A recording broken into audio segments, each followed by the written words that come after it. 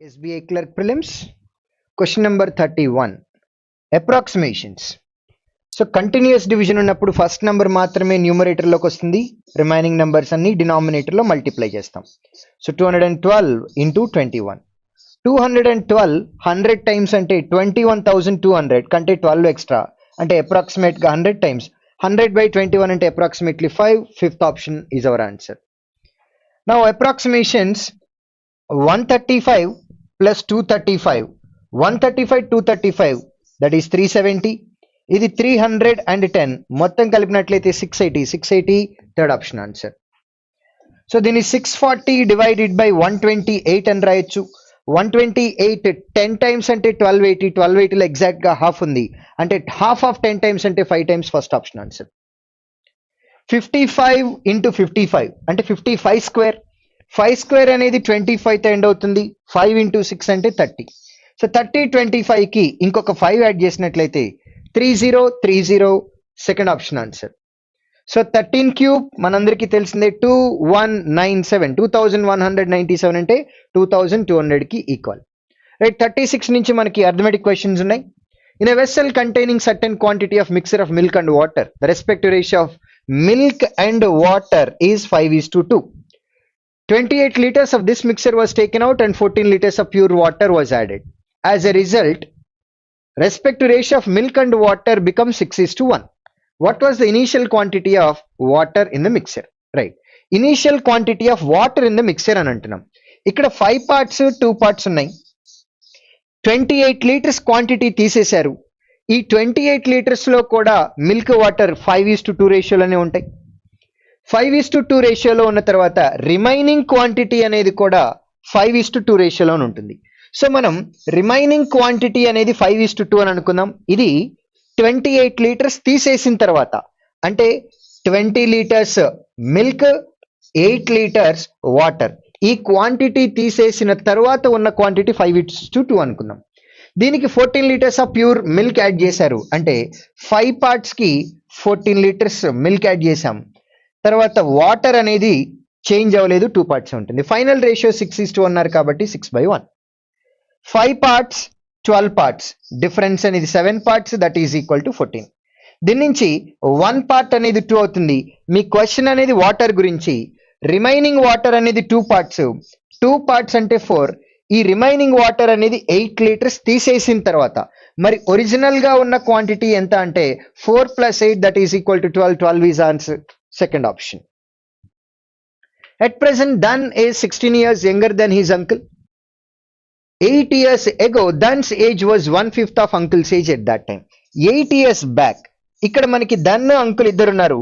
1/5 అని అన్నాం. డినామినేటర్ లో 5 parts ఉంది కాబట్టి అంకుల్ ఏజ్ 5 parts అని తీసుకున్నట్లయితే దన్ ఏజ్ అనేది 1/5 అవుతుందంటే 1 part. వీరిద్దరి యొక్క ఏజ్ డిఫరెన్స్ అనేది 4 parts ఉంది. ఫస్ట్ సెక్షన్ లో ఫస్ట్ క్వశ్చన్ లో ఇన్ఫర్మేషన్ చెప్పినప్పుడు ఏజ్ డిఫరెన్స్ 16 అని అన్నారు. అంటే 4 parts అనేది 16 years అయినట్లయితే 1 part అనేది 4 అవుతుంది. దన్ ఏజ్ 1 part అంటే 4 years. Uncle age 5 parts 5 into 4 20. ఇది 8 years బ్యాక్. మరి ప్రెసెంటేజ్ రావాలి అంటే 8 కలపాలి, 12 అవుతుంది. 8 కలిపితే 28 అవుతుంది. ఇఫ్ దన్స్ సిస్టర్ ఈ 6 years older than Dhan, 6 years older అన్నారు. 6 years older అంటే పెద్దవారు. So sister age than age కంటే 6 years పెద్ద అంటే 18 అవుతుంది. What is her percentage? Percentage of sister third option 18 final answer. The area of the circle of radius 14 centimeters is 588. Circle area is 588 more than area of the triangle అని అన్నాం. If the height of the triangle is equal to half of the radius of the circle, how much does the base of the triangle measures? ఇక్కడ information లో area of the circle of radius 14 centimeters అని అంటున్నాం. Radius అనేది 14, దాని area circle area అంటే πr², 22/7 into r². ఇది 588 more than area of the triangle. మరి triangle area కావాలి అని అంటే దీనిలో నుంచి 588 సబ్ట్రాక్ట్ చేయాలి. ఇది ట్రయాంగిల్ ఏరియాకి ఈక్వల్. ట్రయాంగిల్ ఏరియా అంటే half base into height. Height of the triangle is equal to half of the radius అన్నారు. రేడియస్ 14 కాబట్టి దానిలో హాఫ్ అంటే 7. 7 2 times అవుతుంది. ఇక్కడ 7 ఉంది, దీనిలో 7 common తీసినట్లయితే 7 2 times. 7 8 times 56 and then 4 times 7 cancel. 22 into 4 అంటే 88. 88 minus 84 అంటే 4. So base is equal to 2 right hand side కి వెళ్ళినట్లయితే 4 into 2 that is equal to 8. అడిగిన question base of the triangle అడిగారు 8. First option final answer. The sum of 4 consecutive even numbers and 3 consecutive odd numbers is 209. The smallest odd number is 25 less than smallest even number. What is the largest odd number? Largest odd number ఎంత calculate చేయాలి? Largest odd number ని x అని అనుకున్నట్లయితే 3 odd numbers ఉన్నాయి కాబట్టి previous number x-2 దానికంటే ముందు x-4. Smallest odd number ఇక్కడ మీకు చెప్పినప్పుడు is 25 less than smallest even number అన్నాం. మరి స్మాలెస్ట్ ఈవెన్ నెంబర్ కావాలి అని అంటే దీనికి 25 యాడ్ చేయాలి. 25 యాడ్ చేసినట్లయితే +21. ఇది smallest even number. Next even number కావాలి అని అంటే x+23, next x+25, next x+27. ఇప్పుడు మనకి some of 4 consecutive even numbers 3 consecutive odd numbers 209 అన్నారు. ప్రతి చోట x ఉంది కాబట్టి x కాబట్టి మొత్తం 7x అని అనుకోవచ్చు. ప్లస్ 21, 23, 25, 27 ఈ నంబర్స్ యాడ్ చేయాలి. 27, 23, 50, 75, 96, 96 minus 6, 90. కాబట్టి +90 ఈజ్ ఈక్వల్ టు 209. మరి దీని నుంచి 7x కావాలి అంటే 209 లో నుంచి 90 సబ్ట్రాక్ట్ చేయాలి. 90 సబ్ట్రాక్ట్ చేసినట్లయితే 119. x వాల్యూ అనేది divided by 7. 7 ones 7 times. So largest odd number x అనుకున్నాం. x వాల్యూ 17 వచ్చింది. అది థర్డ్ ఆప్షన్ కి equal. The denominator of a rational number is 7 more than its numerator. Numerator x అనుకున్నట్లయితే denominator 7 more అన్నారు కాబట్టి x+7. If the numerator is doubled and the denominator is increased by 7. Numerator double చేస్తే 2x, denominator ని 7 increase చేయాలి కాబట్టి x+14. Then the resultant number is equal to 3/5 అని అన్నారు. So ఈ ఇన్ఫర్మేషన్ నుంచి 10x is equal to 3x plus 42. 7x is equal to 42, x is equal to 6 times. What was the original number? Original number అంటే x by x plus 7, x 6 కాబట్టి 6 by 6 plus 7 అంటే 13. 6 by 13 అనేది final answer, fourth option. A trader fixes the market price of his goods such that he can make 14.8% profit by selling an article after giving 18% discount. However, one customer availed 45% of the discount instead of 18% discount. What is the percentage of loss incurred by the trader in case of this particular customer? ఇప్పుడు 18% discount ఇస్తున్నాము అని అంటే మనం 82% of the market price కి అమ్మాలి. అప్పుడు 14.8% profit వచ్చింది అని అన్నారు. అంటే సెల్లింగ్ ప్రైస్ అనేది 114.8% ఆఫ్ ది కాస్ట్ ప్రైస్. ఇప్పుడు డిస్కౌంట్ పర్సంటేజ్ అనేది 45% ఇచ్చినట్లయితే మనం ఐటమ్ ని 55% ఆఫ్ మార్కెట్ ప్రైస్ కమ్మాలి. ఇప్పుడు ఎంత లాస్ వస్తుందో క్యాలిక్యులేట్ చేయాలి. 82 అనేది 114.8 అయినట్లయితే డిఫరెన్స్ అనేది 32.8. 82కి 32.8 యాడ్ చేస్తే 114.8 అవుతుంది. 82లో 10% అంటే 8.2. 8.2ని 4 టైమ్స్ చేస్తే 32.8. సో 10% అంటే 5.5. 5.5ని 4తో మల్టిప్లై చేస్తే 22. 22 యాడ్ చేసినట్లయితే 77% ఆఫ్ కాస్ట్ ప్రైస్. సో ఒక ఐటమ్ నమ్మినప్పుడు 77% కాస్ట్ ప్రైస్ వచ్చింది అని అంటే మన లాస్ పర్సంటేజ్ అనేది 23% అవుతుంది. 100 minus 77, 23% loss. Fourth option is our final answer. Puneet started working on a fresh project independently. After finishing 30% of the project, he left. Then Vikas took over and could finish the remaining work in 28 days independently. 30% work అయిపోయిన తర్వాత remaining 70% ఉంటుంది. ఆ 70% work ని 28 days లో చేస్తే 100% work ని ఎన్ని days లో చేస్తారు? 10% అంటే 7, 7 4 times. 10% అంటే 10, 10 4 times 40. సో వికాస్ అనే అతను టోటల్ వర్క్ ని 40 days లో కంప్లీట్ చేస్తారు. If Puneet is 20% less efficient than Vikas, for how many days did he work the project? So ఎన్ని డేస్ వర్క్ చేశారు అని అంటున్నారు.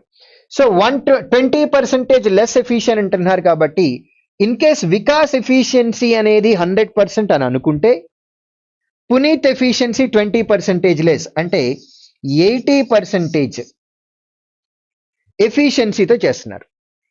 ఇప్పుడు 70% వర్క్ కంప్లీట్ చేయడానికి వికాస్కి 28 days టైం పట్టింది. ఇప్పుడు పునీత్ కంప్లీట్ చేసిన వర్క్ని కంప్లీట్ చేయడానికి, అంటే 30% వర్క్ కంప్లీట్ చేయడానికి ఎన్ని డేస్ టైం పడుతుంది క్యాలిక్యులేట్ చేద్దాం. 40% క్యాలిక్యులేట్ చేస్తున్నాం కాబట్టి 40% అంటే 12, అంటే పునీత్ వర్క్ చేసిన 30% వర్క్ని వికాస్ కంప్లీట్ చేయడానికి అతనికి 12 days టైం పడుతుంది. ఇన్ కేస్ వికాస్ యొక్క ఎఫిషియన్సీ అనేది 100% అని అనుకున్నట్లయితే పునీత్ ఎఫిషియన్సీ 20% లెస్ అన్నారు కాబట్టి 80% ఎఫిషియన్సీతో చేస్తే ఎంత టైం పడుతుంది? 25 times అవుతుంది, 24 times అవుతుంది, 3 times అవుతుంది, అంటే 3 into 5 15 days వర్క్ చేసినట్లు అవుతుంది. 15 days కాబట్టి 4th option is our final answer. దీన్నే కన్ఫ్యూజన్ లేకుండా యూనిట్స్లో తీసుకుంటే ఇక్కడ 5 units, ఇక్కడ 4 units అని కూడా తీసుకోవచ్చు మనం. ABC started a business with total investment of 43,200. B investment is 4,800 more than A. C investment is 9,600 more than B. So ఏ అనే అతను X రూపీస్ ఇన్వెస్ట్ చేస్తే B అనే అతను 4,800 మోర్ అని అన్నారు కాబట్టి X plus 4,800. C అనే అతని investment 9,600 more than B. So B investment కంటే 9,600 అంటే మొత్తం 14,400 కి ఈక్వల్ అవుతుంది. If A's share in the annual profit is 960 less than B's share in the annual profit, what is C's share in the annual profit? So total investment ante 3x plus 19,200 కి equal, ఇది 43,200 కి equal అవుతుంది. 19,200 right hand side కి వెళ్ళినట్లయితే 24,000 కి equal. X value అనేది divided by 3 అంటే 8,000. So ఏ investment అనేది 8,000 అవుతుంది, B ఇన్వెస్ట్మెంట్ 12,800, C ఇన్వెస్ట్మెంట్ 22,400 కి ఈక్వల్ అవుతుంది. 2 zeros క్యాన్సిల్.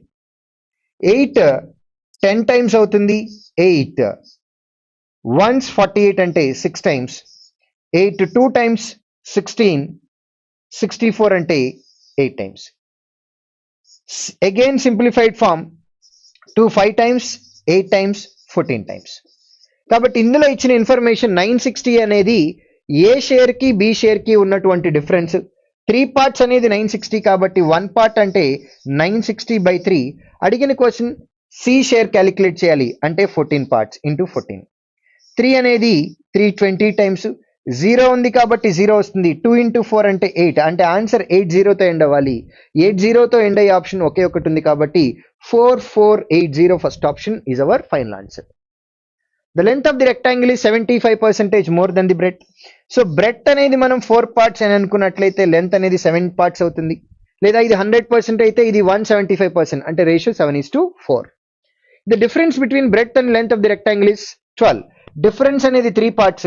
3 parts అనేది 12 కి ఈక్వల్ అయినట్లయితే 1 part అనేది 4, 4 parts అంటే 16, 7 parts అంటే 7 into 4 28. What is the perimeter of the rectangle? Perimeter అంటే 2 times of L plus B. L plus B అంటే 44, 2 times of it అని అన్నారు కాబట్టి 88 fourth option final answer. A certain sum when invested for 3 years at 15% per annum simple interest amounts to 7,540. 3 years కి వచ్చే simple interest ఎంత అంటే 45%, amount ఎంత అంటే 145%. సో 145% అనేది 7540, 1% కావాలి అని అంటే divided by 145. What is the interest earned if the same sum అంటే 100% is invested for 2 years at 20% per annum, compounded interest compounded annually. Compound interest for 2 years at 20% per annum అని అంటే 44% అవుతుంది into 44. సో ఇక్కడ 44 అనేది 11 multiple కాబట్టి denominator లో మనకి 11 multiples లేవు. ఆన్సర్ కంపల్సరీగా 11 మల్టిపుల్ అవ్వాలి. ఫస్ట్ ఆప్షన్ అయ్యే ఛాన్స్ ఉంది, సెకండ్ ఆప్షన్ 11 మల్టిపుల్ కాదు, third option some of digits difference తీసుకున్నట్లయితే ఇది 11 మల్టిపుల్ కాదు. నెక్స్ట్ 4 + 5 + 2 అంటే 11, 1 + 5 + 6 అంటే 12, డిఫరెన్స్ అనేది కాదు. ఫిఫ్త్ ఆప్షన్ కూడా 11 మల్టిపుల్ కాదు. ఇచ్చిన ఆప్షన్స్ లో ఒకే ఒక 11 మల్టిపుల్ ఉంది. First option final answer. So 46 నుంచి 50 వరకు నంబర్ సిరీస్ క్వశ్చన్స్. మనం 51 నుంచి స్టార్ట్ చేద్దాం. It's a tabular format. So ఒక్కసారి టేబుల్ డేటా అబ్జర్వ్ చేసినట్లయితే we have a simple table. The following data is regarding passengers traveling by 5 trains A, B, C, D, E in 5 different days on a particular week: Tuesday, Wednesday, Thursday, Friday, Saturday. If the total number of passengers traveling by all the trains together increased by 20% from Saturday to Sunday, what was the total number of passengers by all the trains together on Sunday? Sunday సాటర్డేతో compare చేస్తే 20% extra అని అన్నారు. అంటే మనం 120% calculate చేయాలి. 120 అనేది 3 multiple కాబట్టి answer కూడా 3 మల్టిపుల్ అవ్వాలి. ఫస్ట్ ఆప్షన్ 3 మల్టిపుల్, ఇది ఆన్సర్ అయ్యే అవకాశం ఉంది. 8 + 8 16 + 4 20 + 1 21, ఇది కూడా 3 మల్టిపుల్, ఆన్సర్ ఇది కూడా అయ్యే అవకాశం ఉంది. కాబట్టి let's try to calculate value.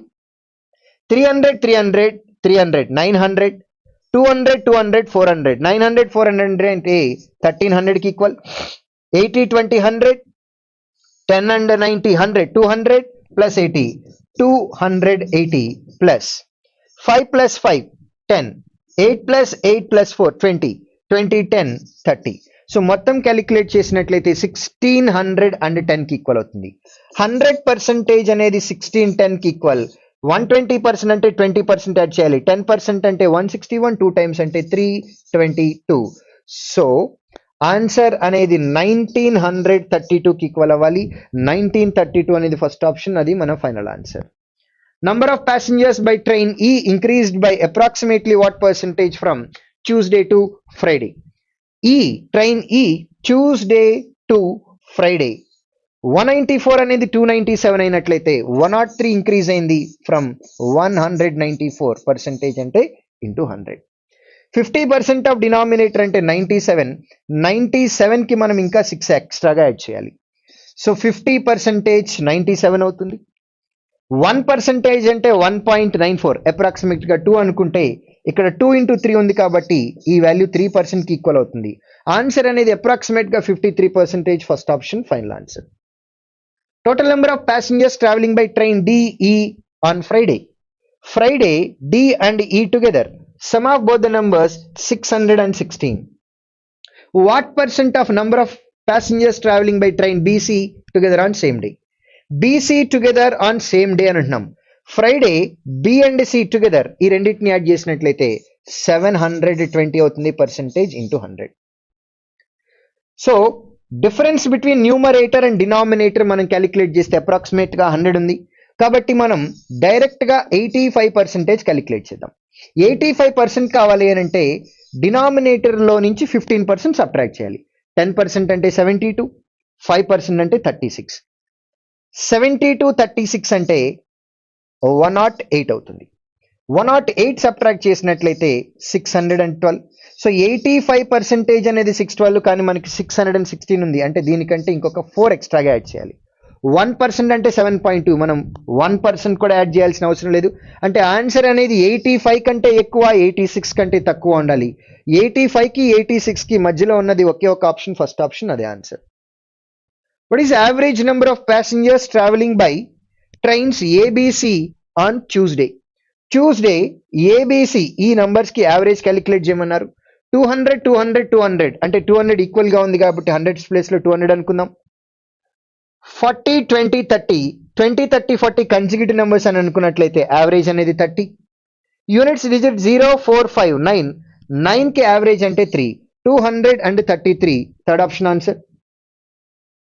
What is the respective ratio between total number of passengers traveling on Wednesday by trains CD together? Wednesday C and D together. Sum of both the numbers that is equal to 420. Ratio అన్నారు కాబట్టి A is to B by A by B form. And passengers traveling by Thursday by same trains. Thursday same trains అని అంటే 216 plus 224 అది 440 కి equal. 0 cancel. 221 times 222 times 21 by 22, second option answer. Now from 56 we have numerical ability questions. 486 under root of 486 divided by under root of 729 into under root of 54. 54 ని మనం 6 into 9 గా రాయొచ్చు. Route 9 అంటే 3 అని వచ్చేసింది, ఇంకా రూట్ 6 ఉంది. దీన్ని 6 మల్టిపుల్ గా రాసినట్లయితే 6 8 times and then 1 time. So √81 into √6 గా రాయొచ్చు. ఇందులో ఆల్రెడీ √6 ఉంది, ఇక్కడ √9 ఉంది. √9 అంటే 3, √6 ఇంటూ √6 అంటే 6, √81 అంటే 9. ఇది న్యూమరేటర్ లో వాల్యూ. √729 అంటే 27 కి ఈక్వల్. 9 3s 27, 27 cancel. ఆన్సర్ 6 అవ్వాలి. Second option answer. 168 divided by 14 అని అంటున్నాం. 14 వన్స్ 2 టైమ్స్ అంటే 12 into X minus 45 is equal to 1 into denominator లో ఉన్న వాల్యూ మొత్తం రైట్ హ్యాండ్ సైడ్ కి వెళ్తుంది. 6 స్క్వేర్ అంటే 36 మైనస్ 15 డివైడెడ్ బై 0.5 ని 1/2 గా రాయొచ్చు. డివైడెడ్ బై 1/2 ని ఇంటూ 2 గా రాయొచ్చు. 15 2 టైమ్స్ అంటే 30 ప్లస్ 3 స్క్వేర్ అంటే 9. 6 ప్లస్ 9 అంటే 15. So 12x is equal to 15 plus 45 అంటే 60. Then x is equal to by 12. 60 by 12 అంటే 5. Second option answer. Now 6 square అంటే 36. ఈ నంబర్ లో నుంచి మనం 36 తీసేయాలి.